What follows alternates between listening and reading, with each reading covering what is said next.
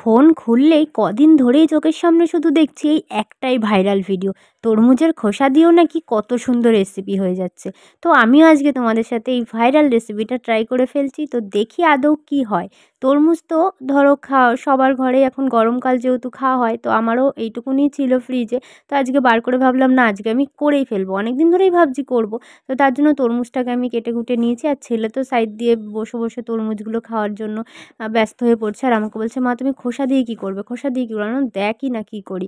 তো ওই যে তরমুজগুলো দেখতেই পাচ্ছ, তরমুজের খোসার সবুজ অংশটা ফেলে দিয়েছি। এবার দেখো তরমুজের ওটাকে ছোটো ছোটো ছোটো ছোটো করে কেটে একদম টুকরো টুকরো করে ফেলছি, দেখতেই পাচ্ছ। জানি না এখন কি হবে, আদৌ সেরকম হবে কি না, সবাই যেমন করছে। আর এই লাল অংশটা ফেলে দিতে হবে। তো লাল অংশটা কেটে বাদ দিয়ে দিলাম, আর তারপরে দেখো ভালো করে কেটে নিচ্ছি। কেটে নেওয়ার পরেই দেখো সব ছোটো ছোটো ছোটো ছোটো করে কাটা হয়ে গেছে। আমি এই ভিডিওটা করছি, আর জানো তো আমার ছেলে সমানেই বলছে, মা তুমি কি পাগল, তরমুজের খোসা আবার কেউ খায় নাকি, তরমুজটা তো খায়। আর আমার ছেলে তো তরমুজ খুব ফেভারিট ফল, ওকে বলতেই হয় না তরমুজ খাওয়ার জন্য, কিন্তু অন্য কোনো ফল ওকে খাওয়ানোই যায় না। তো দেখতেই পাচ্ছ এই ছোটো ছোটো টুকরোগুলোকে আমি সামান্য একটুখানি জল দিয়ে গ্যাসের মধ্যে একটু কিছুক্ষণ সেদ্ধ করে নেবো, মানে ফুটিয়ে নেবো। জানি না যদি না হয় খাওয়ার মতো, তাহলে কিন্তু আমার গ্যাসটা বেকার ফুটছে, বুঝতেই পারছো। তো যাই হোক, এটা করে নিলাম। সেদ্ধ করার পর দেখো জল ঝরিয়ে নিচ্ছি।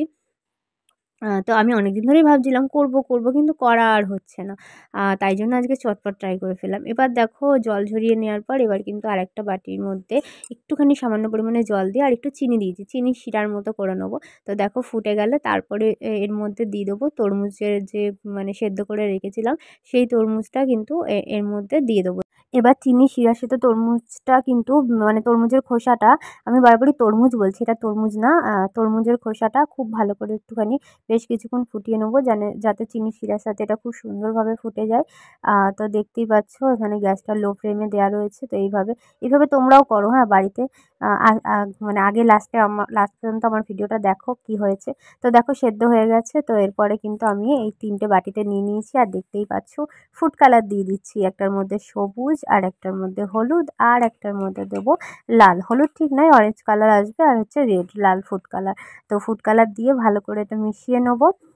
তো এবার বুঝতে পারছো নিশ্চয়ই কী তৈরি হয়েছে। এটা আসলে তৈরি হয়েছে টুটি ফুটি, যেটা আমাদের আগে দেখতে কেকের মধ্যে খুব থাকে। তারপর টুটি ফুটির আইসক্রিমও পাওয়া যায়, বা অন্য অনেক মানে বাচ্চাদের অনেক রকম যে আগে ছোটোবেলায় কিনতে পাওয়া যেত, মানে কেক ঠিক এইসবের মধ্যে এই জিনিসটা কিন্তু থাকে। তো আমি একটু খেয়েও ট্রাই করে দেখলাম, কিন্তু বেশ ভালোই হয়েছে। তো তরমুজের খোসাগুলো না ফেলে কিন্তু আমরা এইভাবে বানিয়ে নিতে পারি। তো চলো দেরি না করে চটপট তোমরাও বানিয়ে ফেলো।